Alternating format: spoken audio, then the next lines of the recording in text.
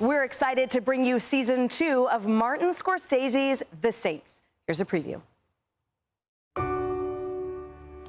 What is redemption? To know that anything can be forgiven by God. That's the gift that God gave us. It's not wise to keep company of this man, this Jesus. He is not your Messiah. Lord, I confess my weakness for the things of this world. So many things.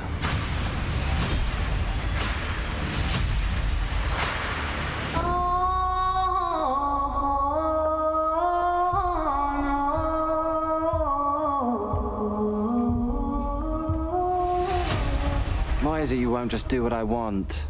I cannot, my lord. I must not. My heart is bursting, my lord. Bursting.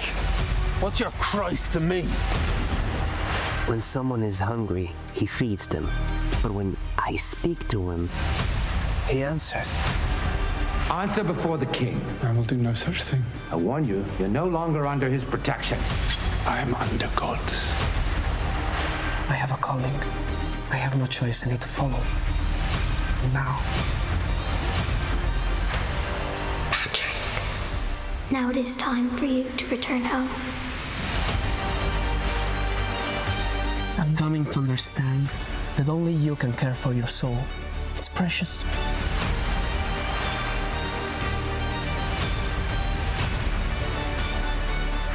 Examine your heart.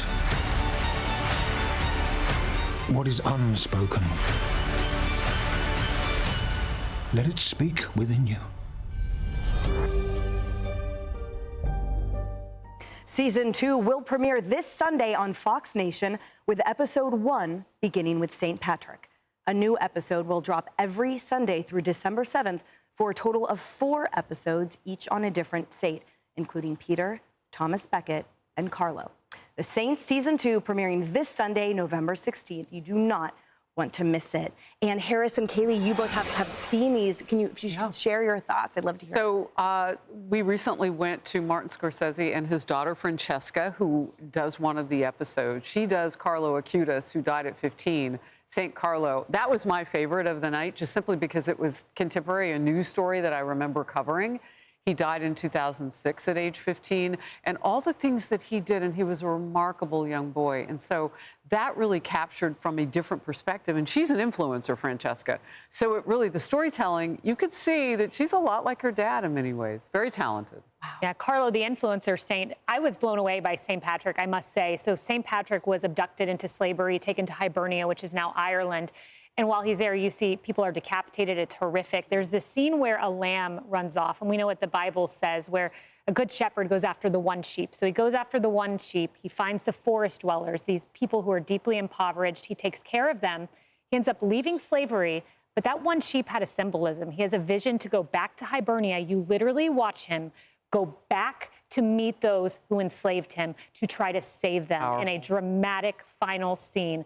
He's a saint for a reason. He tried to save someone who was intent on killing him, and it is a beautiful story I had no idea about. Absolutely incredible. Amazing. And I know that this series is important for people of all faiths, not just Catholics, obviously. Yeah, and congrats to Fox Nation for this thing with Martin Scorsese. I mean, that is the top of the cinematic food chain, and that's why the stories are so compelling. I watched a couple of the first season, and, you know, you would expect it from Scorsese, but, excuse me, they're very, very immersive. And they're very compelling, and there's a story there. You know what I mean? There's a narrative, and so that brings you in. I'm interested to see this Carlo thing, because I know nothing about this. Carlo was amazing. So, an influencer saint, not something I've heard before. Well, thank you all for watching. Don't forget to follow Outnumbered on social media, and we'll be back shortly.